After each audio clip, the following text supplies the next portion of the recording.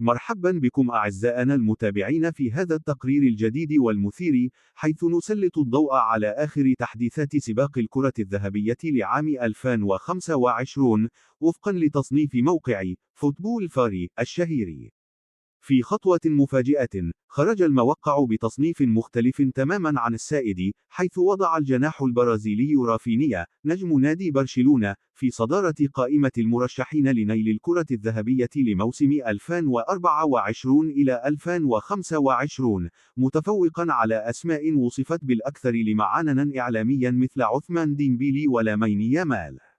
وبحسب الموقع، فإن رافينيا لم يكن مجرد لاعب مهم هذا الموسم، بل كان العنصر الحاسم والمحوري في فوز برشلونة بالثلاثية المحلية، حيث ساهم بأهداف حاسمة وتمريرات قاتلة في مشوار الفريق نحو التتويج بالدوري الإسباني وكأس الملك وكأس السوبر.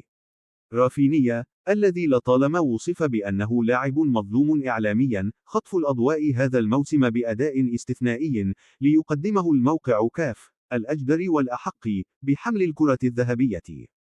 أما المفاجأة الثانية، فكانت في تراجع نجم باريس سان جيرمان عثمان ديمبيلي للمركز الثاني، رغم موسمه المميز مع النادي الباريسي وأدائه الرائع في دوري الأبطال. وجاء النجم الشاب لامين يامال، لاعب برشلونة، في المركز الثالث، رغم اعتباره من قبل الكثيرين الوجه القادم للكرة العالمية، إلا أن الموقع رأى أن خبرته وحداثة سنه قد تجعله ينتظر قليلا قبل أن يلامس المجد الفردي. وفي المركز الرابع، تألق المغربي أشرف حكيمي، الذي حافظ على مكانته بين الكبار بفضل ثبات مستواه وتقديمه أداء قويا في مختلف المنافسات مع باريس سان جيرمان، ما يجعله ضمن الأسماء الذهبية المرشحة للكرة الذهبية. وفي المركز الخامس، حل النجم البرتغالي فيتينا، اللاعب الذي لعب دورا محوريا في خط وسط سان جيرمان، بفضل لمساته الفنية وتحركاته الذكية التي أبهرت المتابعين هذا الموسم. تصنيف موقع فوتبول فارن جاء مغايرا للكثير من التوقعات، وهو ما أثار جدلا واسعا على منصات التواصل، حيث تساءل البعض: هل يمكن لرافينيا أن يزيح النجوم المتوجين في السنوات الأخيرة؟